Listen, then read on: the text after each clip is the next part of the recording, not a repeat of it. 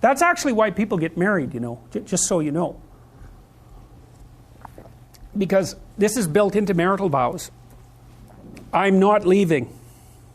Ever, no matter what.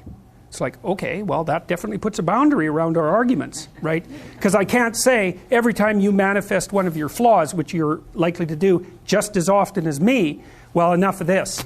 It's like, that's horrible, man. If your whole life is, well, every time you get out of line, I'm out of here. It's like, how the hell are you? First of all, you're not going to admit to ever doing anything wrong. Second, you're going to be on your... You're like a scared cat the entire relationship because, well, who knows? It could just come to an end at any moment. It's like, you know, people say, well, if the possibility of divorce is open, it makes you free. It's like, yeah, that's what you want. You want to be free, eh? Really? Really? So you can't predict anything. That's what you're after. It's a vow. And it says, look, I know that you're trouble. Me too. So we won't leave. No matter what happens. Well, that's a hell of a vow, but that's why it's a vow, right? That's why you take it in front of a bunch of people. That's why it's supposed to be a sacred act. It's like, what's the alternative? What's the alternative? Everything is mutable and changeable at any moment.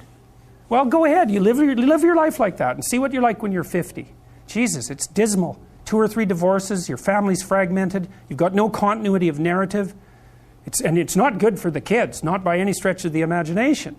And so it's a form of voluntary enslavement, I suppose, but it's also equivalent to the adoption of a responsibility. And there's more to it than that. If you can't run away, then you can solve your problems. Because it might be, okay, well, I'm stuck with you. So how about we fix things? Because the alternative is we're going to be in a boxing match for the next 40 years. That's the alternative.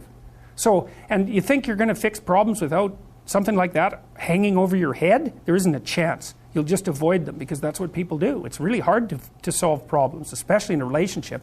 We're having a fight and I find out that it's, you know, because you were abused by your uncle when you were 5 or some goddamn thing. You know, it's like, it's very frequent that that sort of thing happens. There's your partner is, you know, manifesting some weird anomalous behavior. You just can't make heads or tails of it. It doesn't seem related to what you're doing at all. They don't want to talk about it. And so as soon as you bring it up, they get mad.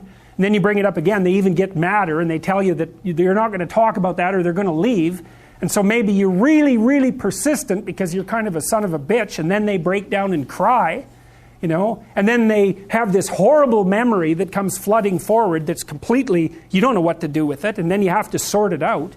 It's like, you think you're going to do that unless there's a good reason? You have to know, we better sort this out or we're going to be carrying it around for the next 40 years. That maybe is enough motivation so you'll actually try hard to solve a problem. It's a lot easier to say, well, sorry, we're not going there. But then, good, you'll have it every day, every goddamn day for the rest of your life.